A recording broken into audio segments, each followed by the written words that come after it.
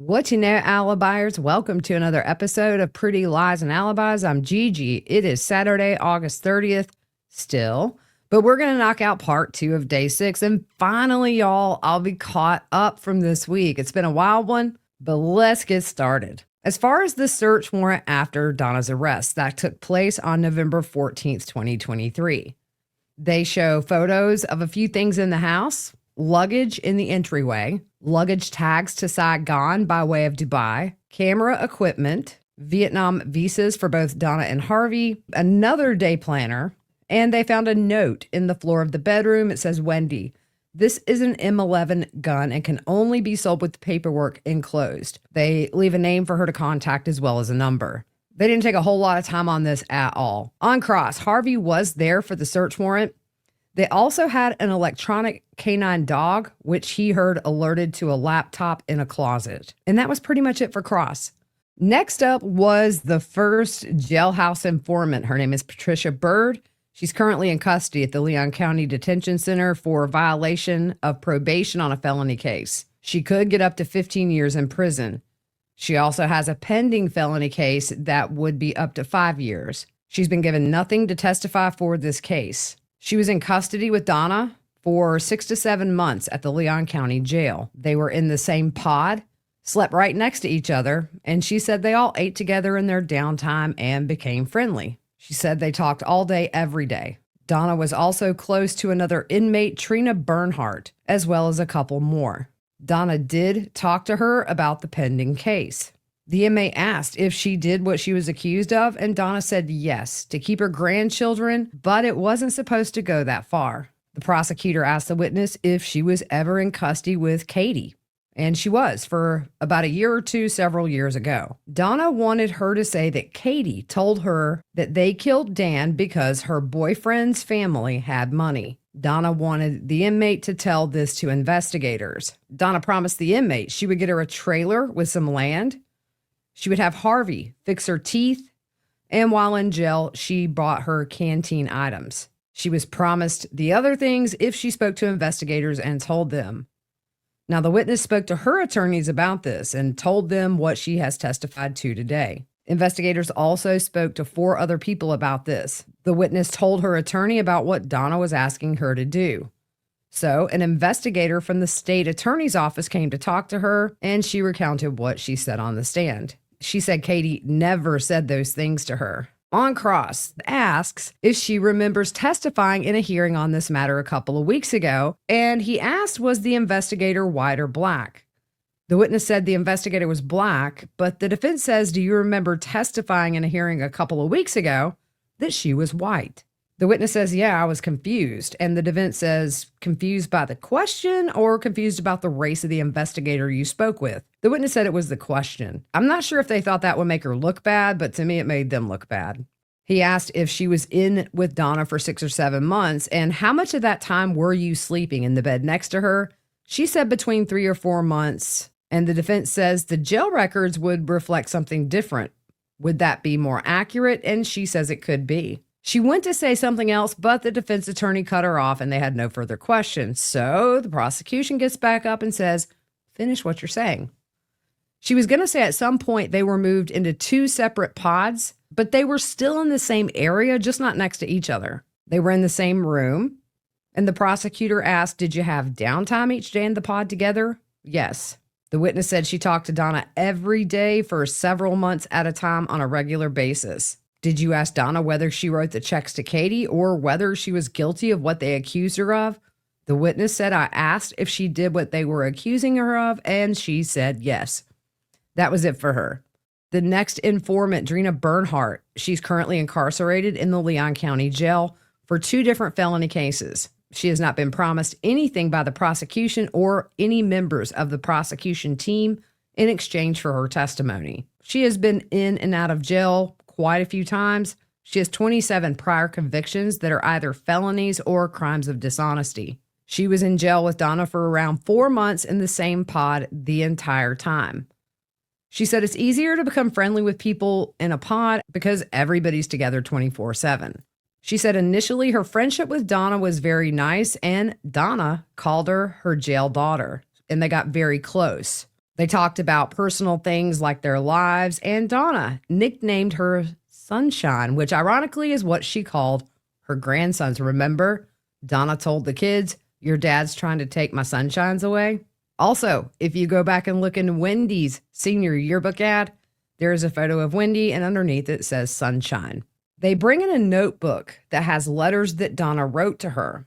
On the back, it says, "I hope your life will be filled with love, joy, and flowers. You deserve only the best because you are the best. Love, Donna." The witness would make art for Donna, and she told the witness that she is very close with her grandchildren, and every now and then she would even call them her children. Donna would bring up her case to the witness often and mostly daily. At one point, the witness reached out to law enforcement to report some of the things Donna had been saying to her about the case. She admits initially she did it for selfish reasons, but the more time she spent with Donna, she realized it was morally correct, and she just wanted to get justice for the Markell family. She felt it was just the right thing to do. She admits she hoped to get a lighter sentence in doing this in the first place. Donna told the witness that she was worried about her son, Rob, testifying. Donna knew that the witness knew Katie. Donna tried to recruit her to become a witness for her in this case. She asked if she would be willing to, and the witness said she would. This was discussed a lot. Donna wanted the witness to testify about several things regarding Katie, and in fact, Donna prepared a script of exactly what she wanted the witness to testify to. This was written in that notebook that belongs to the witness. The first part, how did you know who Donna Adelson was? And the answer, she's been on the news. I've seen and heard about this on some TV and read it in the newspaper over the years. The prosecutor asked the witness, do you read newspapers? And she says no. The witness also knew nothing about Donna or her case before meeting her in jail. Donna told her to copy down the script in her own handwriting and give it back to her. The witness provided this to the prosecutor's office. The next section of what Donna wrote down as the script is that the witness approached Donna and told her she had information about Katie that she wanted to give her. The prosecutor asks, is that true? And she says no.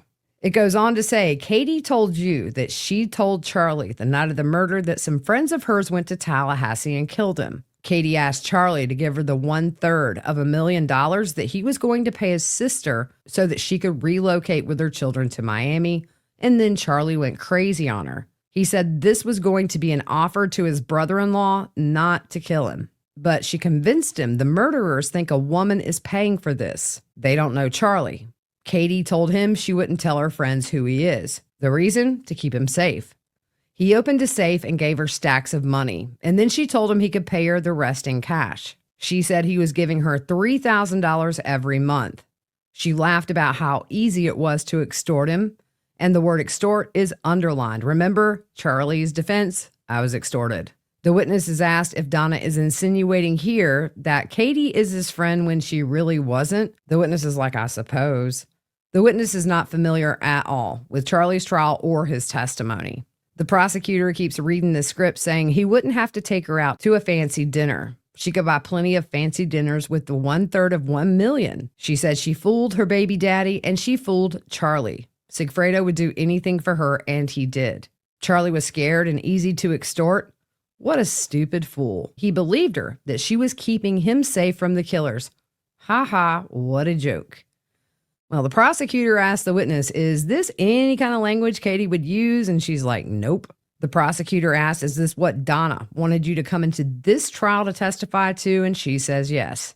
Now, as far as payment for this testimony, while in jail, she did receive commissary, as well as Donna allowing her to use her account to make phone calls. She also offered her a baby grand piano, cameras, and pills. Donna gave her the name of a doctor who Donna said would write her prescriptions. Donna said the money would be sent by Harvey through the Zelle app, and Donna said the two of them could communicate through a phone app called Signal. The witness had never heard of the Signal app. Now, I had a listener remind me of this today. I'd totally forgotten. But at one of Donna's bond hearings where she took the stand, if you guys remember, she said she was being extorted by inmates for commissary. Clearly, that was a lie. And also the fact that this woman is a recovering addict and Donna uses that to try to convince her to lie for her in this trial, just low. On cross, the defense says you said you weren't given anything for your testimony, but isn't it true you were released from jail February 11th of this year as a result of your cooperation in this manner? The witness doesn't know if it was a result of her cooperation, but that's when she was released. She's asked if she sent a letter to a detective in December of 2024 saying she had information about Donna, that she had cooperated in the past and she wanted to do it again. So as a result of that, December 18th, the detective came to meet with you. And on December 20th, you were taken to the state attorney's office to meet there. And as a result of that conversation, you were released February 11th. The witness again says, I don't know if that's why or if that's how it works. She's asked if she knew the previous witness, Patricia Bird, and were they friends on the outside? And she said, nope, just on the inside.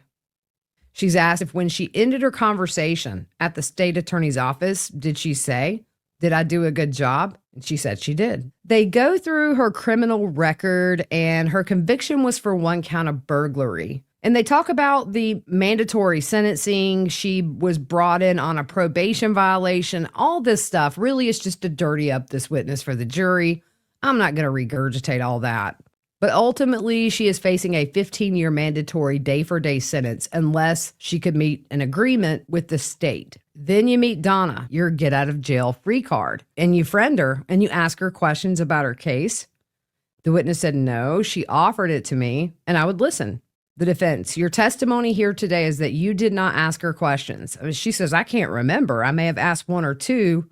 We were locked up together a long time, but I did not go to her constantly asking questions. Isn't it true when you met with law enforcement on December 20th of 2024, a few days prior to this, you sat down in a location in the pod to engage in a lengthy conversation with Donna, and you told them you made sure to sit where a camera would catch you while you sat with my client going over paperwork? And the witness is like, yep. Defense, you wanted to make sure they could get you on video with my client, and she says yes. Did you tell my client she was naive about jail? And the witness is like, yes. And can I just say, totally agree with this witness. The defense wants her to explain how it came to be that Donna wrote the script down that they're introducing as evidence. The witness said Donna wrote it and said I was supposed to go over it and practice it. On redirect, the prosecutor points out that the witness has her own defense attorney and she is working with a prosecutor on her case, but not their prosecution team. She had a 5-year plea offer at some point, and as we sit here today, do you have a plea offer? And she says no. She's waiting to get a new plea offer, but not from this prosecution team. One thing I forgot to mention is the defense attorney asked if she wrote that script herself, meaning the witness, and the prosecutor asked, do you even know any of that story to tell? And she said no. The next witness is a handwriting expert who looked at the written script compared to known handwriting samples of Donna's. And to make a long story short, she concluded both handwriting samples were, in fact, Donna Sue's. The last witness of the day, Sgt Corbitt, back on the stand. They go back through the script that Donna wrote for these inmates, and they brought in a little more of the script that Donna had wrote. This is where Charlie threatened to go to the police. It said, I told him if he went to the police, these murderers would kill him. And if they don't get you, they'll kill your mom or your dad. And you should have seen the look on his face. He turned white. He was scared crapless, but she said she convinced him that the murderers think this is a woman paying for this. They don't know Charlie. And she told him she would not tell her friends who he is in order to keep him safe. Now, Charlie testified he gave Katie $138,000 the night of the murder or the next morning. So they go through what money Charlie did actually give Katie. Charlie testified he gave her $138,000 cash the night of the murder or the next morning. The rest was supposed to be $3,000 a month over time. That would be $1,000 a month in paychecks from the Adelson Institute and then $2,000 in cash. In his testimony, he said Katie told him the money would be going to the hitman and not her. He testified he told his mother about the extortion in September of 2014. They point out the word extortion is written twice in this document and underlined for emphasis. When they got Donna's cell phone, they ran the Celebrate extraction and pulled some data off of there. Charlie's trial began October 16th of 2023, and a week before his trial started, they found Donna Googled extortion versus blackmail. What is the difference? The prosecutor asks if Charlie testified they were being extorted since 2014, and the witness says yes. So they go through a timeline of Charlie's trial. October 24th of 2023 is when there were opening statements and the first witnesses. November 2nd, Charlie got on the stand and testified in his own defense. They found a text message between Wendy and Donna where they agree Charlie's testimony was right about being extorted. Right before this exchange, Wendy put up a prayer hands emoji. Donna's response to that was, "We shouldn't have to pray. He's telling the truth. Protected his little sister for years. Suffers through this, and now what? Prayer hands?" I think that's kind of big there, that insinuation. The prosecution notes that this text was about 4 days after Charlie testified, but before a verdict was rendered. They also point out Rob was not a witness at Charlie's trial, so the only person Wendy was a little sister to in this context would be Charlie. They also show that she sent a lot of messages to different family members and friends saying, finally, the truth is out.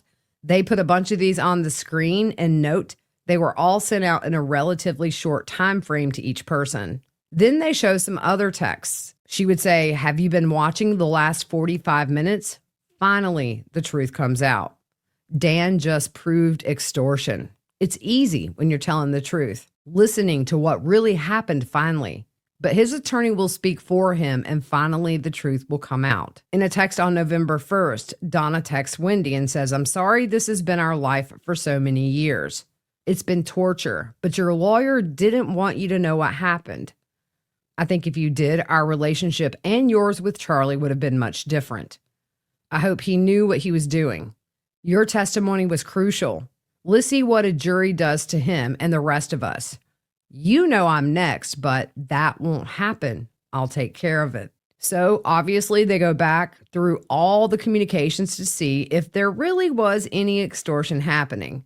They looked at phone records after the murder starting July 19th. That was the day after Katie would have told Charlie he was being extorted. They point out in the text messages the day after the murder, Charlie and Katie are talking, headed to the gym, asked if she's taking her kids to the beach, and she replied it's beautiful, but probably the pool.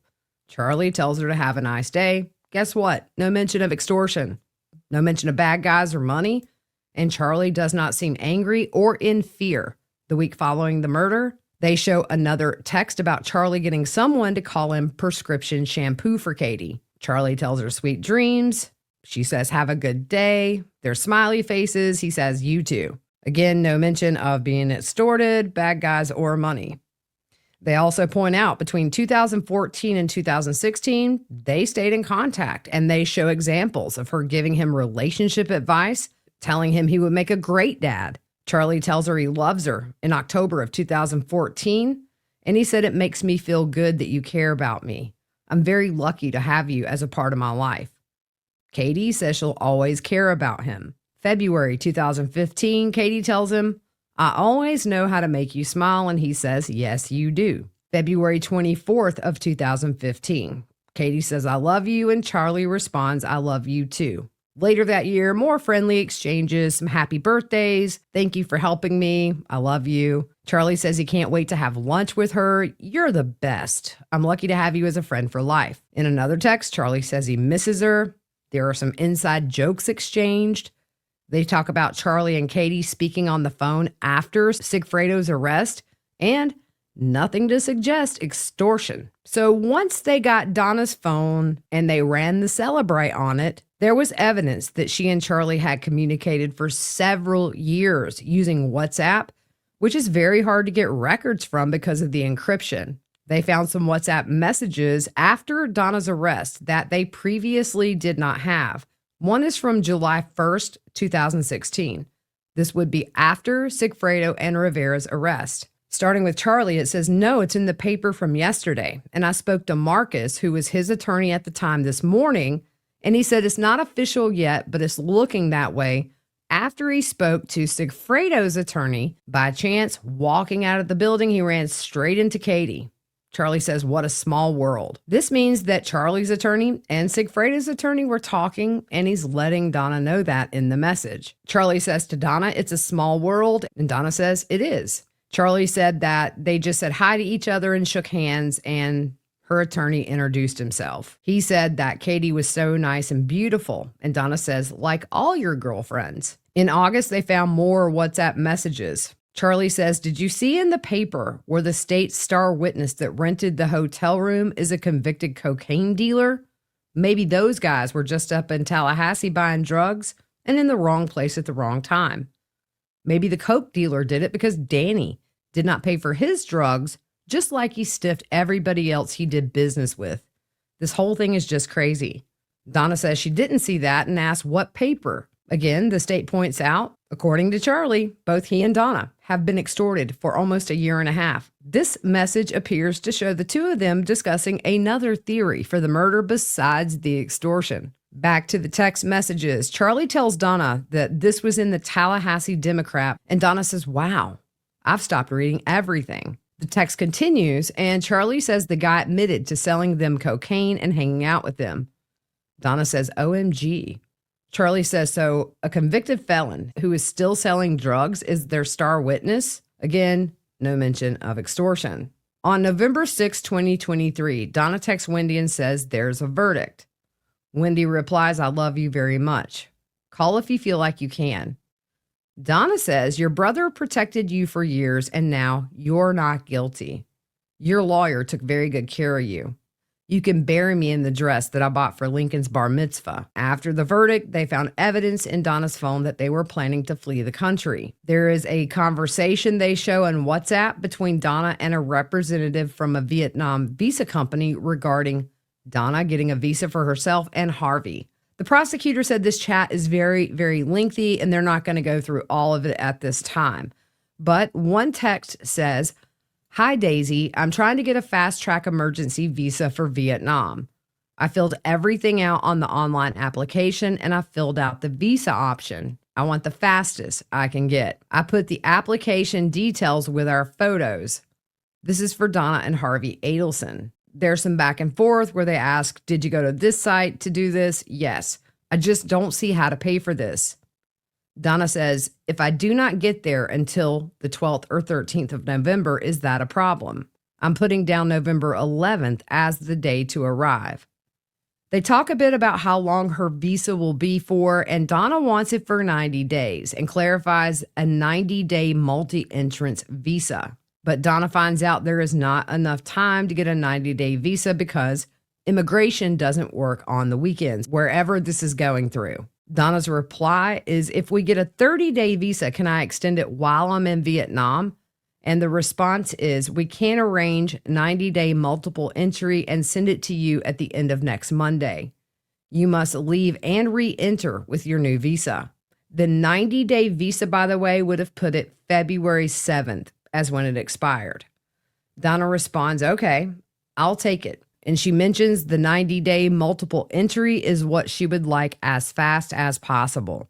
She says next Monday will be fine. The service responds telling Donna to send some information as follows: a passport copy, a portrait image, your email, your checkpoint airport, the arrival date after receiving your information, and then we will send you the payment link to you after she sends all this.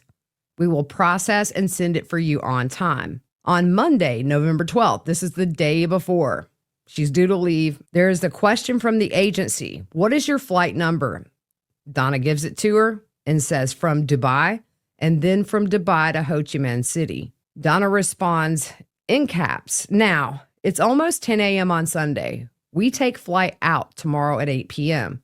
That's 30 hours, but we must be there a few hours early.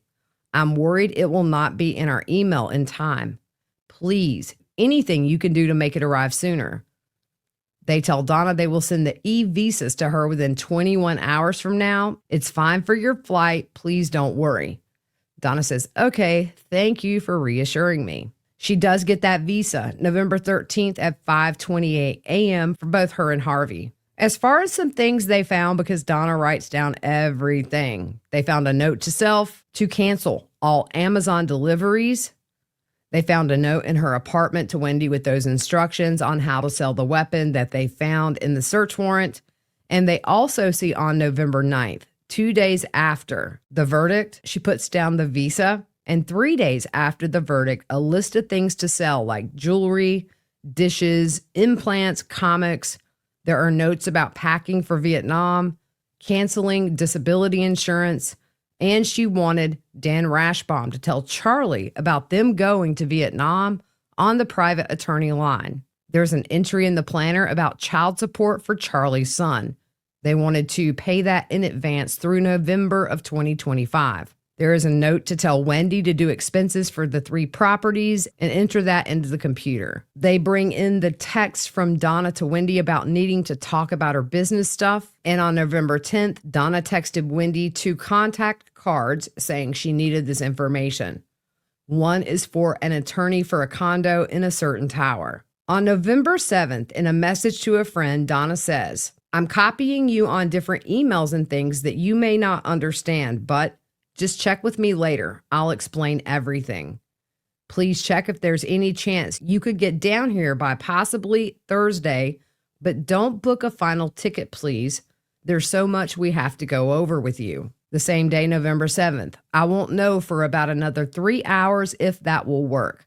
That's why I'm holding off on talking to you." The prosecution points out the day after Charlie's verdict, they found on Donna's phone there were searches related to extradition, and Vietnam would have been listed on that. She Googled lists of U.S. extradition treaties and some searches about how to get to Ho Chi Minh City from 5 nearby airports. This is the same day she first started the chat for the emergency fast-track visa. On cross, they talk about things Donna listed to sell, like an implant motor, the dishes in her closet, and the defense asks, is it unusual to keep dishes in the closet? And the witness says possibly, but then he says, I'll have to clarify that last answer because there are dishes in my spare closet, and everybody in the courtroom laughs out loud. The defense asked if law enforcement did not do a good job of documenting the search warrant, and the witness said he wasn't there. The defense points out there was a piece of small luggage in that same closet as the dishes,